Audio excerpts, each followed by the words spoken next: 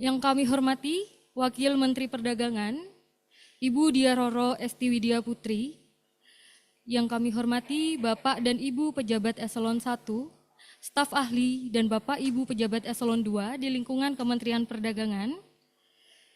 Yang kami hormati seluruh pimpinan kementerian dan lembaga serta seluruh tamu undangan. Yang kami hormati rekan-rekan media yang berbahagia. Assalamualaikum warahmatullahi wabarakatuh. Selamat pagi, salam sejahtera bagi kita semua. Shalom, Om Swastiastu, Namo Buddhaya, dan salam kebajikan. Sebagai informasi Bapak Menteri, media yang telah hadir saat ini terdata 30 media yang terdiri dari media cetak, media elektronik, dan media online. Kami informasikan juga bahwa acara ini disiarkan secara langsung melalui kanal YouTube Kementerian Perdagangan. Bapak Ibu hadirin, sekali lagi saya ucapkan selamat datang dan selamat bergabung dalam konferensi pers capaian kinerja perdagangan tahun 2024 dan program kerja 2025 dan peluncuran kalender promosi dagang 2025 yang dilaksanakan pada hari ini, Senin 6 Januari 2025 di Auditorium Kementerian Perdagangan di Jakarta. Bapak Ibu hadirin, untuk mempersingkat waktu, kami akan segera memulai konferensi pers ini. Konferensi pers ini akan diawali dengan paparan Menteri Perdagangan, kemudian dilanjutkan dengan sesi tanya jawab. Kepada perdagangan dipersilakan untuk menuju podium dan menyampaikan paparannya.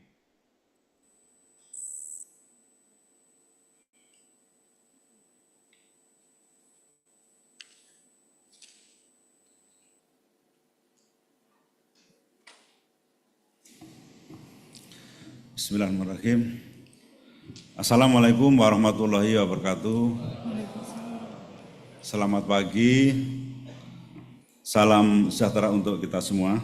Yang saya hormati Ibu Wamendak, Bapak Ibu Pejabat Tinggi Madya dan Pratama, para hadirin, rekan-rekan dari perwakilan dari pembina UMKM, dan para rekan-rekan media yang saya hormati dan banggakan.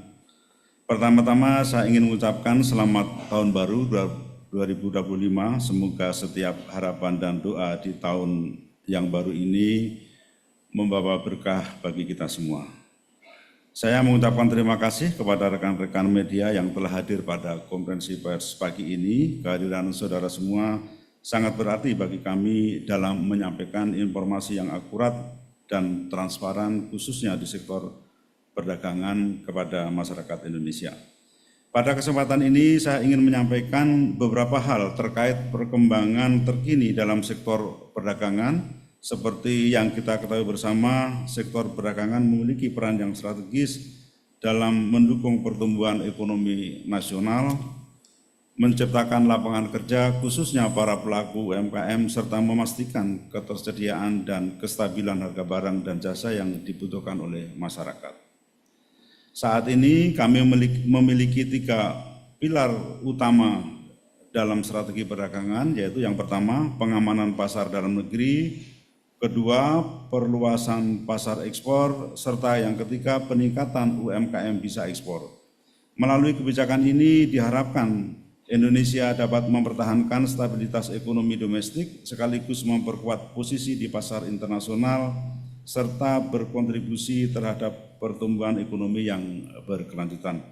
Bapak Ibu yang saya hormati, November 2024 neraca perdagangan Indonesia kembali surplus 4,42 miliar US dollar berturut-turut selama 55 bulan sejak Mei 2020. Adapun surplus pada Januari-November 2024 sebesar 28,86 miliar US dollar. Selama Januari-November 2024, tren pertumbuhan ekspor mencapai 1,86%. Kinerja ekspor kumulatif Indonesia tahun 2024 naik 2,06% dibanding tahun 2023 dan tren pertumbuhan ekspor 5 tahun 2019 sampai 2023 mencapai 15,6%. Hal ini mempertinggi tingkat optimisme kita bahwa target kinerja perdagangan Indonesia sampai dengan akhir Desember 2024 akan tercapai. Secara keseluruhan, nilai ekspor Indonesia selama Januari hingga November 2024 mencapai 241,25 miliar US dollar, terdiri dari ekspor di sektor migas sebesar 14,34 miliar US dollar dan sektor non-migas sebesar 226,91 miliar US dollar. Pada sektor non-migas Indonesia, ekspor didominasi sektor industri pengolahan dengan kontribusi sebesar 78,86% dari total nilai ekspor non-migas Indonesia pada Januari hingga November 2024. Hal ini menunjukkan bahwa upaya pemerintah dalam mendorong penciptaan nilai tambah produk mulai menunjukkan hasil positif. 5 produk utama ekspor non-migas periode Januari-November 2024 yaitu bahan bakar mineral dengan nilai terbesar yaitu 36,08 miliar US dollar dengan kontribusi sebesar 15,9%, diikuti oleh lemak dan minyak nabati atau hewani, besi dan baja, mesin dan perlengkapan elektrik serta kendaraan dan bagiannya. Adapun 5 negara tujuan utama ekspor non-migas Indonesia adalah Tiongkok, Amerika Serikat, India, Jepang, dan Malaysia. Struktur impor Indonesia didominasi oleh bahan baku penolong sebesar 72,82%, disusul dengan barang modal 17,57% dan barang konsumsi sebesar 9,60%. 5 produk utama impor non-migas periode Januari-November 2024 yaitu mesin atau peralatan mekanik, besi dan baja, produk plastik, serta kendaraan dan bagiannya. Sehingga dapat dilihat bahwa struktur impor Indonesia penting bagi proses produksi industri dalam negeri. Sepanjang tahun 2024, inflasi Indonesia dapat terjaga dan terkendali pada kisaran target 1,5% sampai dengan 3,5%. Pada bulan November 2024 terjadi inflasi year on year sebesar 1,57% dan tingkat inflasi year to date Desember 2024 sebesar 1,57%. Inflasi di beberapa negara menunjukkan arah yang fluktuasi pada akhir tahun 2024 atau cenderung menunjukkan peningkatan. Memasuki tahun 2025, tentu kita berharap bahwa proyeksi ekonomi dan perdagangan ke depan akan lebih baik. Beberapa lembaga dunia memprediksi pertumbuhan ekonomi global pada tahun 2025 akan tumbuh pada kisaran 2,7% sampai 3,2%. Sedikit lebih baik dibanding tahun 2024. Sementara proyeksi volume perdagangan dunia meningkat 3,4%.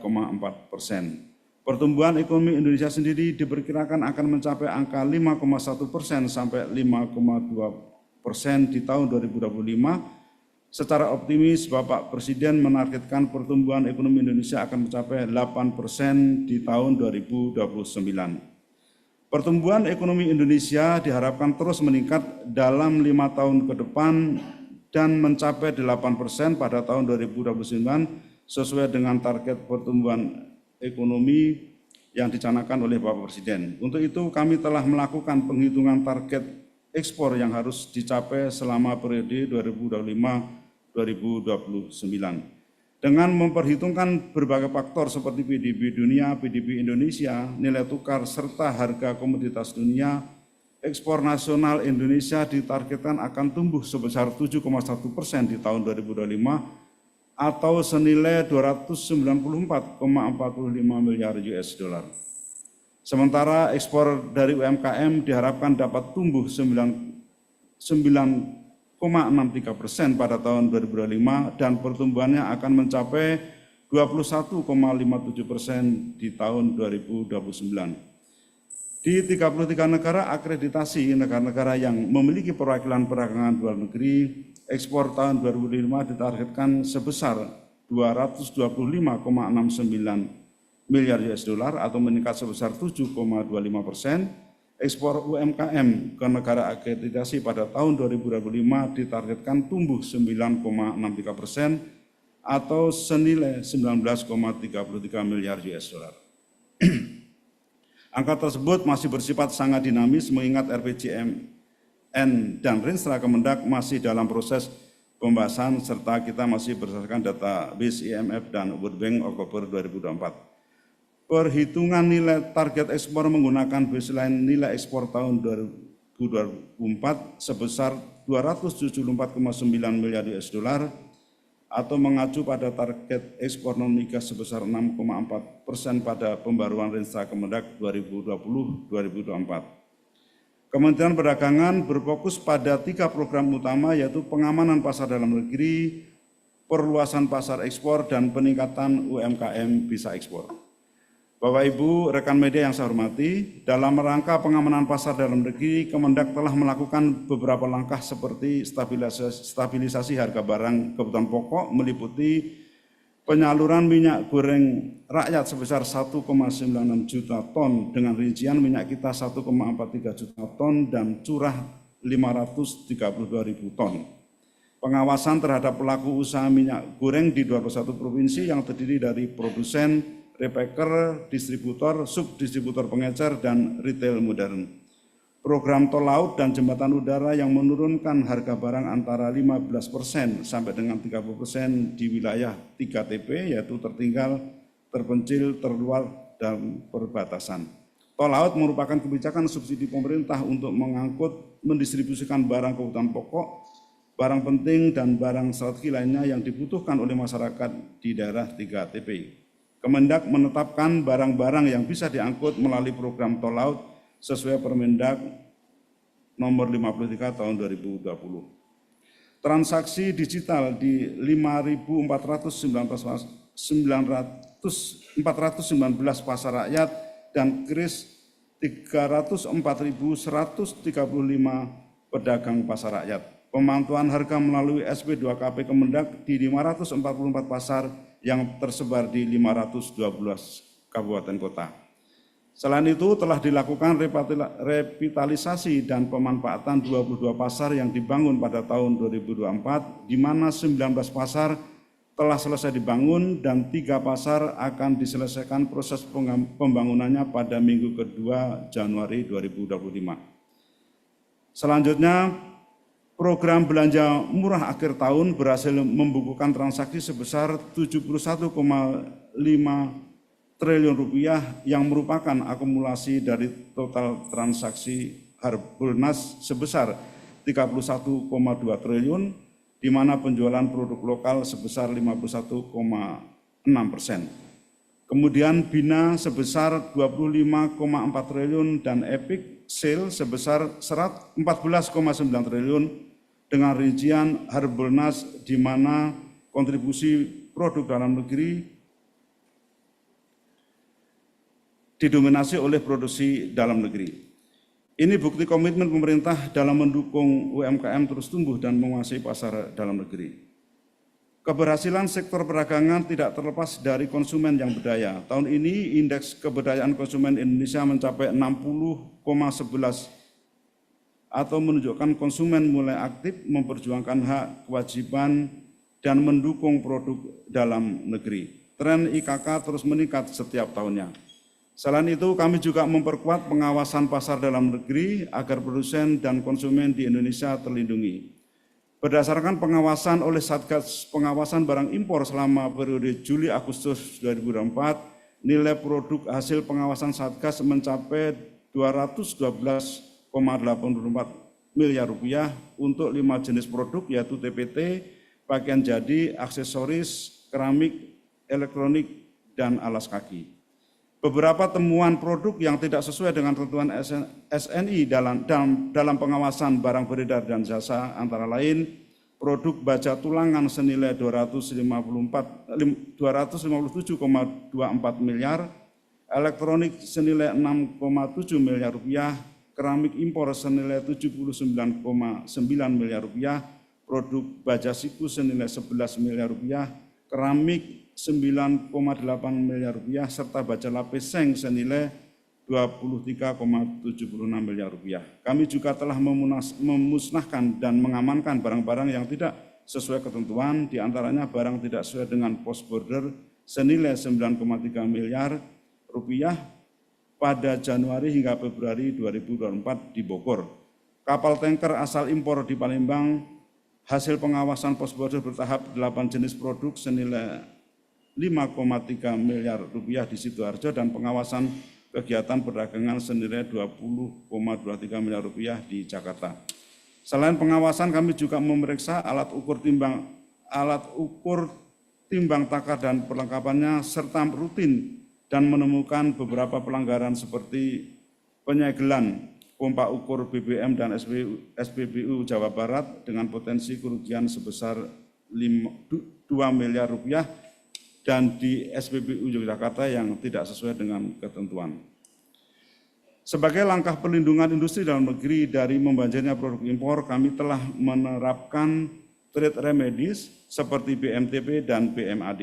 Trade remedies yang telah kami tetapkan antara lain BMTP untuk pakaian jadi, BMAD untuk produk impor nilon yang berasal dari RRT, Thailand, dan Taiwan. Bapak Ibu, rekan-rekan media yang saya hormati, dalam mendukung upaya percepatan ekspor, Kementerian Perdagangan komitmen untuk melakukan perluasan pasar ekspor dengan penguatan diplomasi perdagangan melalui penyelesaian perundingan dan sengketa perdagangan serta partisipasi pada forum internasional.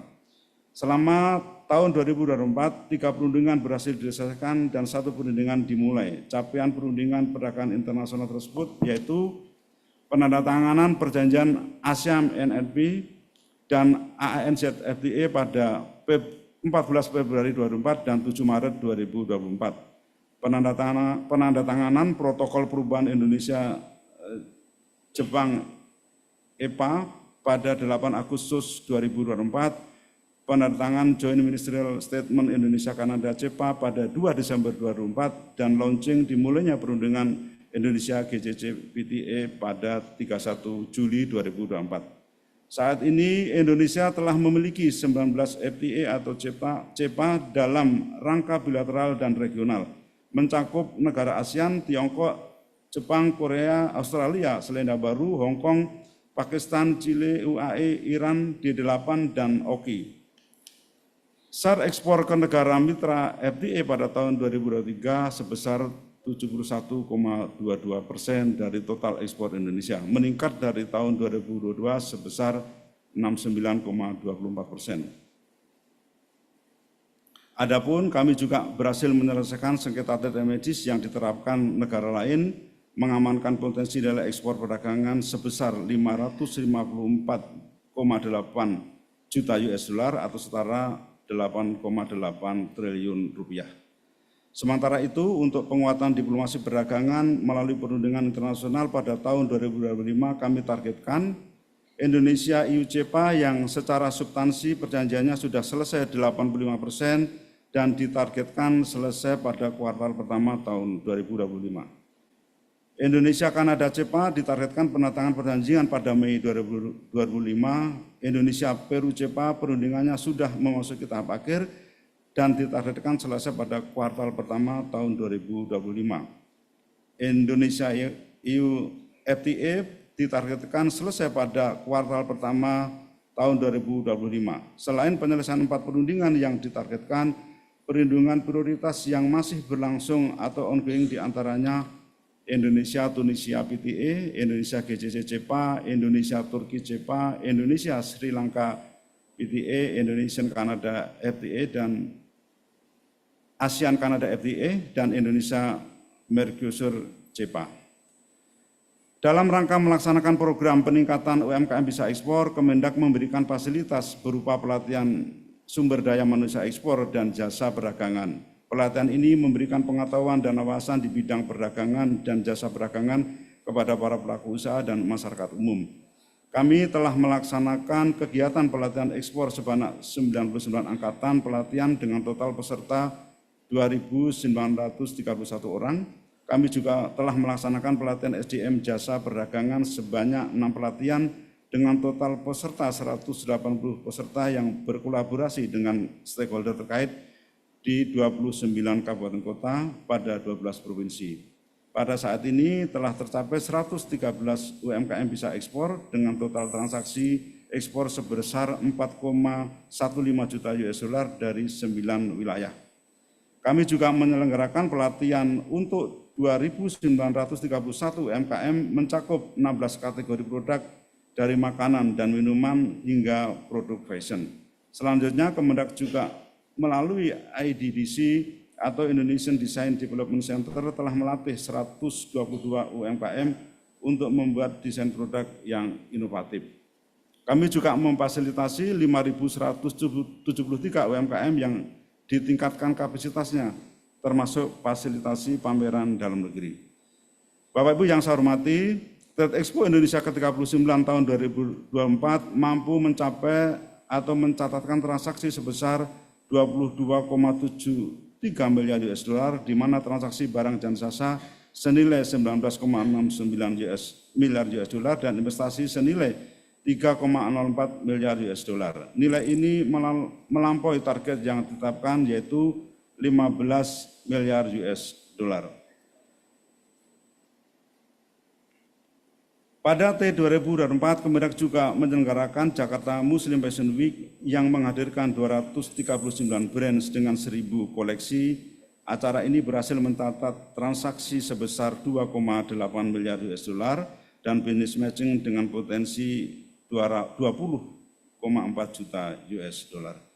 Bapak Ibu yang saya hormati, Kemendak saat ini tengah menyusun rancangan peraturan Menteri Perdagangan tentang standar pameran dagang sebagai pedoman dalam penyelenggaraan atau keikutsertaan kegiatan promosi dagang berupa pameran dagang dan misi dagang agar terkoordinasi lebih baik dan hasilnya dapat terukur serta mampu melibatkan partisipasi UMKM.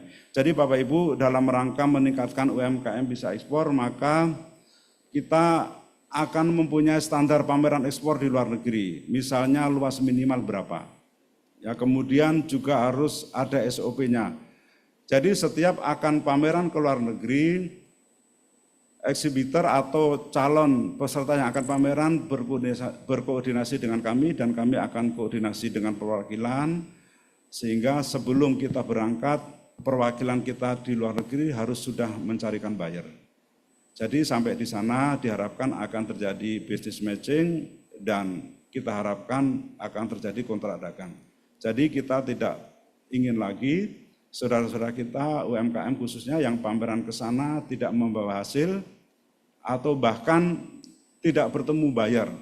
Jadi pola itu kita rubah dengan SOP yang baru. Kemudian sesuai amanat peraturan pemerintah nomor 29 tahun 2021 pasal 114, Kementerian Perdagangan merupakan koordinator pelaksanaan kegiatan promosi dagang yang meliputi pameran dagang dan misi dagang. Sebagai bagian dari upaya mendorong ekspor, Kementerian Perdagangan akan berpartisipasi dalam 173 pameran dagang internasional pada tahun 2025. Acara ini tersebar di 5 benua, menjangkau 66 pameran di Asia, 50 di Eropa, 31 di Amerika, 10 di Afrika, dan 9 di Australia, dan 7 di Indonesia. Pameran dagang tersebut diantaranya meliputi produk makanan, minuman, furniture, home decor, produk elektronik, otomotif, serta jasa. Selain partisipasi dalam pameran dagang, Kementerian Perdagangan juga melakukan misi dagang pada tahun 2025. Misi dagang akan dilakukan 5 kali di 4 negara yaitu Filipina, Kanada, Jepang, dan Arab Saudi. Kementerian Perdagangan menghadirkan 180 informasi pasar ekspor untuk tahun 2025 sebagai panduan strategi sebagai pelaku usaha Indonesia dalam menembus pasar global. Informasi ini mencakup persyaratan untuk masuk pasar, tren produk terkini, preferensi konsumen, serta importir potensial, serta berbagai informasi penting lainnya.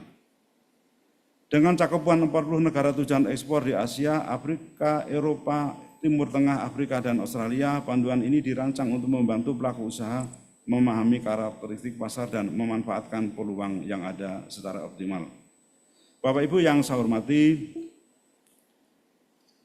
Kementerian Perdagangan akan menyelenggarakan atau mengadakan business matching secara rutin, baik secara daring maupun luring dengan melibatkan perwakilan perdagangan di luar negeri. Jadi Bapak Ibu yang saya hormati, kita mempunyai perwakilan di 33 negara, Jadi nanti ada program business matching yang dibagi menjadi dua, yang satu program pitching. Pitching itu Bapak Ibu presentasi kepada perwakilan di 33 negara.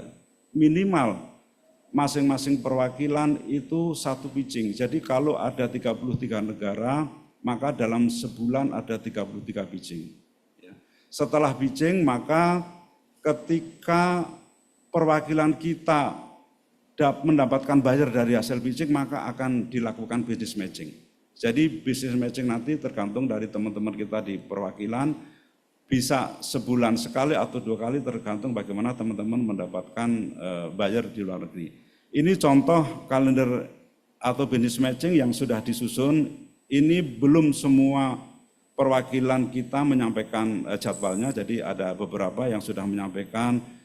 Ada juga yang sifatnya masih pitching, tapi ada juga seperti di Afrika Selatan, kemudian Filipina, Spanyol, Mesir, Inggris, Nigeria ini sudah business matching. Jadi Bapak Ibu, para pembina UKM silakan berkoordinasi dengan Dijenpen untuk bergabung dalam program business matching tersebut. Bapak Ibu yang saya hormati, saya kira demikian dari kami dan ya ini kebetulan teman-teman di perwakilan juga hadir secara online. Jadi kami mohon teman-teman di perwakilan untuk segera menyampaikan jadwal-jadwal yang sedang disusun sehingga teman-teman pelaku UMKM dapat segera berkoordinasi dengan Kementerian Perdagangan. Demikian, terima kasih. Wassalamualaikum warahmatullahi wabarakatuh. Waalaikumsalam warahmatullahi wabarakatuh. Terima kasih Bapak Menteri Perdagangan. Acara selanjutnya yaitu sesi tanya jawab.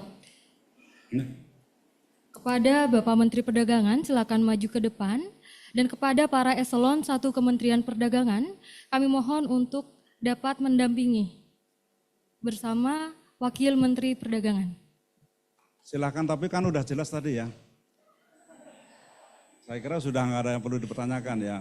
Sudah jelas, jadi terima kasih kepada rekan-rekan media, kita setiap hari bisa bertemu, ya jadi tidak harus di sini tanya jawabnya.